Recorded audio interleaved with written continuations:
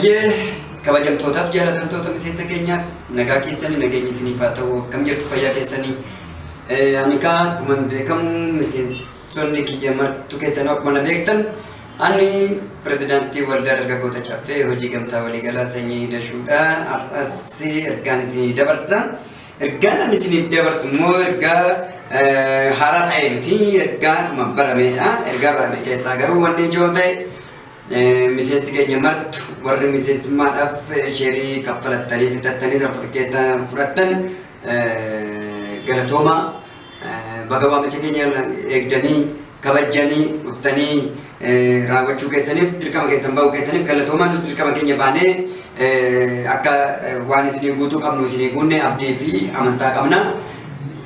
Amma immoo miseensonni warroonni miseensa taatanii jidduu keessa dhaabbattanii jalaa turtan amma akka daftanii ariitiidhaan sheerii keessan kaffalachuudhaan gara sartifikeetiitti akka nuuf dhuftan kabajaan waamicha keenya dhiyeessinaa.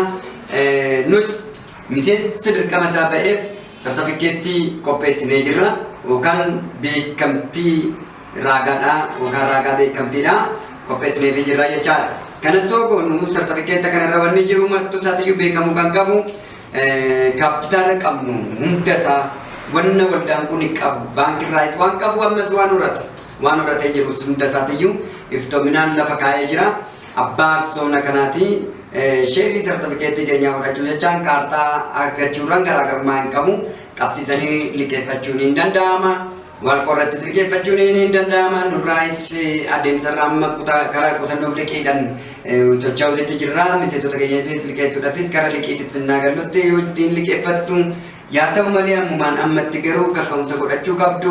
Kaayyoo qabnu hundaafuu ijaarsa mana jireenyaa, qonna kuduraa muduraa, daldala adda addaa, tuurii irratti, mana nyaataa irratti waan hundaaf hojjechuudhaaf sheerii kaffalachuun dirqama. Nus humnaan godhanna afaan keenya hin banne dubbanna haamilee godhanna jechaadha.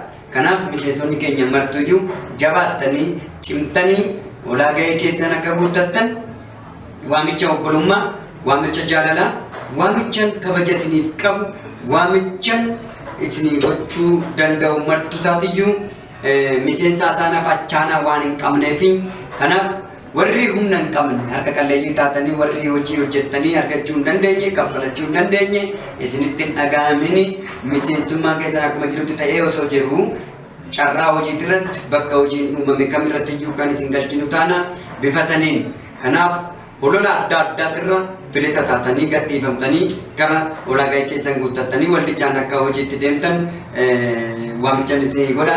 Hololaarra jetteerra shakkiirra shakkiin kinooti Toomaasiif hin taane Toomaas bara baraan akka Toomaas shakkaadha jedhama malee akka Toomaas amanaan jedhamu akka Phaayiloos hin jedhamu akka eenyumaatti iyyuu fakkii hin ta'u waan ta'eef hundi keessanuu jabaattanii cimtanii wal amanuudhaan wal danda'uudhaan walitti dhiyaachuudhaan yaada jiru wal qooduudhaan professionaal qabdaniin immoo na deeggaruudhaan poozishinii keessaniin dhaabbachuudhaan nu wajjin hojjechuudhaan akka hojjettaniin jedha.